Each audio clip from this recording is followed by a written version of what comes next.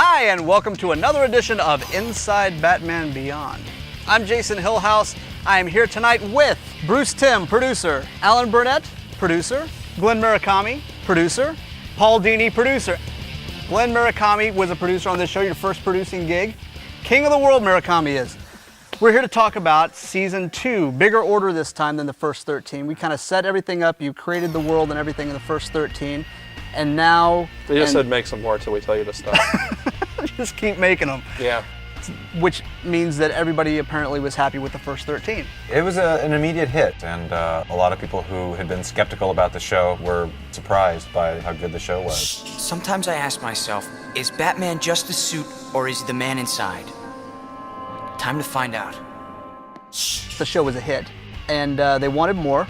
And after the challenges of creating all these characters and setting up the scenario, how do you continue and go on with another 26? Right off the bat, they actually wanted us to add a strong female to the supporting cast, a young teenage girl who hopefully would be in on Terry's secret, somebody he could talk to and share his adventures with. At least now you're not alone with your secret. You have someone to talk to, someone who can help you out sometimes if you need it. I thought she was kind of an interesting character, and Cree Summer, who played her voice, we adore her. So we went whole hog with it, and she was in a lot of the episodes. I do remember hearing, what, is she going to know Bruce's secret too? Where does she fit in? Here was somebody totally new. She was not Batgirl, she was not Robin, or even Alfred for that matter. She was just somebody who was a friend of Terry's and who was let in on the secret. You call me Robin, and I'm out of here. No problem. Alfred. Alfred?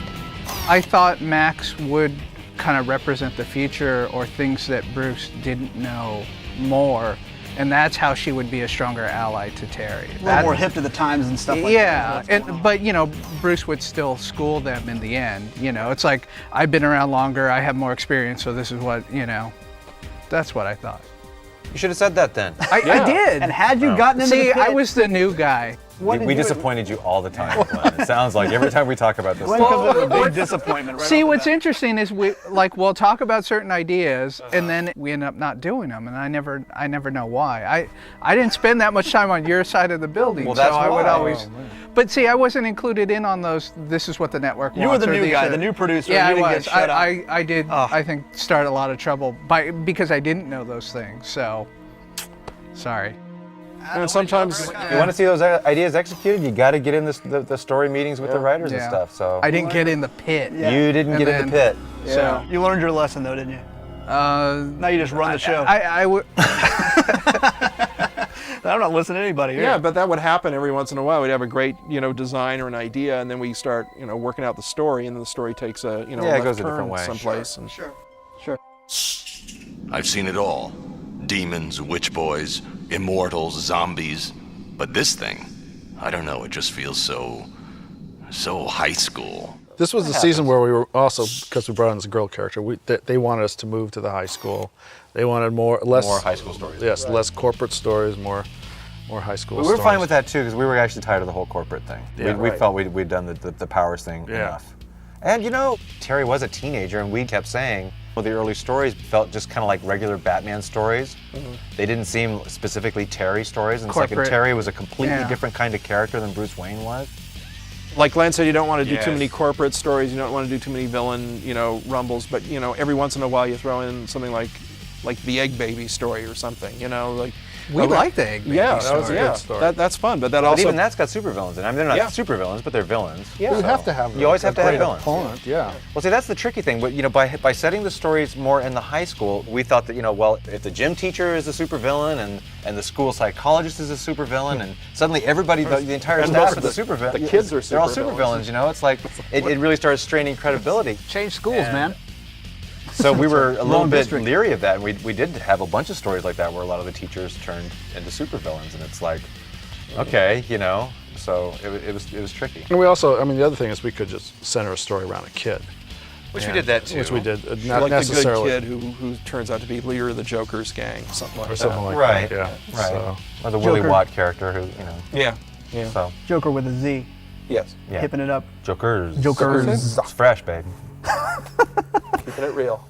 and almost every teenager that we had as a recurring character had a place in that. Howard Groot. I guess I'll be seeing you ladies at my shui party this Friday. Super. Looks kind of familiar. Based on me. Yeah, that was a fun episode. Howard Groot. Who named him? Me? Groot? I don't know. You see yourself as a Groot? I don't know. What's a Groot? I don't know. That's what I think. Cross between Gru and a root. I don't know. I don't know. It's I just came up with a name. He was like a schlubby character, so I said Howard Groot. That sounds like that sounds like it's a perfect name for the. I mean, you look at the guy on the show, and it's a perfect name. Yeah. It just fits him. Yeah. It's very funny. Yeah. You look in the mirror and go, Howard Groot. All right, that'll be the one.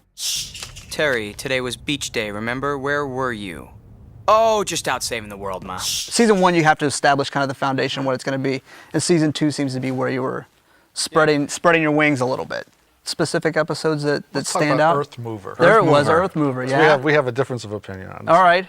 Okay. Pros and cons. When you said a few moments ago, off camera, that it was one of your favorite episodes. It is one of my favorite. That just surprised me. Why? Because that was the most difficult episode. It was one of those stories where you got into it and you could not find a good ending. You couldn't get out of that story.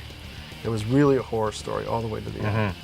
And I thought, this is as far as we can ever go on the show, as far as tone goes. And dark. Yeah. Dark. I mean, it was a really dark story. It's very dark. And there's no. We went dark. Well, that's what I like about that show. I know. I like the ambiguity of it. I like the fact that the guy who's supposed to be the bad guy isn't really all that bad, and the monster, he's only technically the monster. Even he's kind of sympathetic.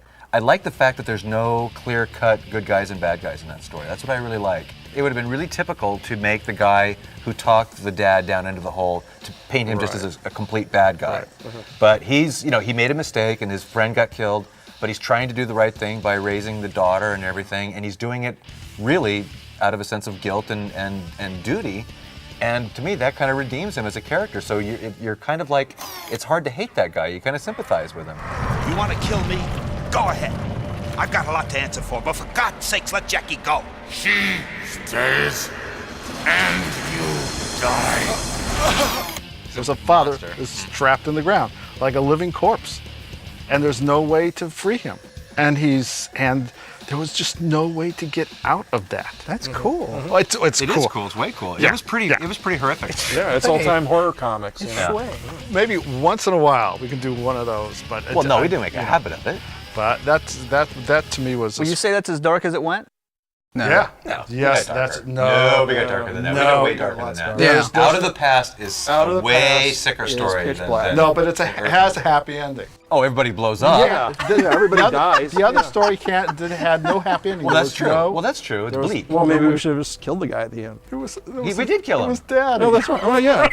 He got blowed up. He was already Oh, dead. yeah, that's right. What did you You want saw the his little ending to bone be? hanging from the wall. There was no way out of it. yeah. I suddenly realized if I had time, I would have started all over again. No way. It's a great story. I would have started all over. How many of these meetings that apparently Glenn wasn't allowed to go to did you guys? I mean, everybody's really passionate about. No, not very often. We were usually I'm all not on the saying same I'm not page. looking for everybody punching each other in the face or anything. But I mean, as things went like that, I mean, part of the creative process was that like part of kind of you guys what fueled those kind of things, those kind of discussions and things like that. Like I said, not usually. I mean, for the most part, we were mostly on the same page. I stirred it up from time to time. Occasionally. When they allowed you in, you'd go in? I got taken aside and told that I suffered from first-time producer syndrome. Bruce took me aside and it's like, you can't start trouble like that. I like it. If you want out of the cave, you're going to have to do it the old-fashioned way. You're kidding. None of the Robins ever complained.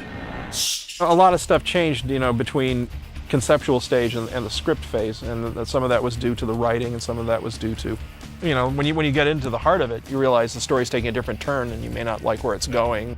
And sometimes we would come up with ideas, and the writers would take those. The other writers would take those and turn them into something else. I remember a robot story about a robot who was a thief who kept stealing things because it wanted to feel the same feelings. By taking this, I should be experiencing, the delight that a human has in this.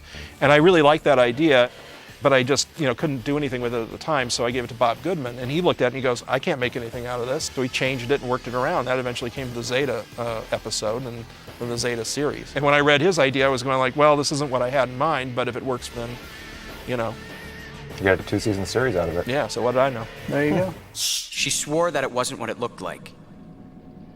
She meant it. I could tell. Ah, to be young again and gullible. As you're coming up with this stuff, and especially brand new things that you don't have some kind of source material to go back from, what kind of inspiration? I mean, you're talking about like you just watch all kinds of movies, read all kinds of comics, and I know everybody rushes out and buys a bunch of Jack Kirby and that kind of thing. Is it? Well, a lot of our younger guys have never even heard of Jack Kirby. It's weird because that's how old we're getting. That's how long in the tooth we're getting. We're getting these new guys who go, Jack Kirby, who's that? So we force feed them like a steady diet of Jack Kirby comics. Say, look at this, and they go, oh. So that's really sad. It's frightening. But it's a good education tool. I mean, you've got to, it prompts creativity to look back on some other things. Yeah, but the fact that they don't know who Well, Jack yeah, that Kirby is- is. It's just sad for us. That's That means tragic. that we're old. That's all. It's just. But you get to show them. No, it's cool to see them discover it. Thanks For what? for reminding me why I got into this. It's been so many years now. But you never really forget, do you? No, you don't. Well, any final thoughts on season 2 before we sign off? It was the happiest time of my life. It was all, nobody fought, it was all handshakes and rainbows. Other than the zombie script, everything else was great, all season long. Thanks a lot, folks. We'll see you soon. Enjoy the shows.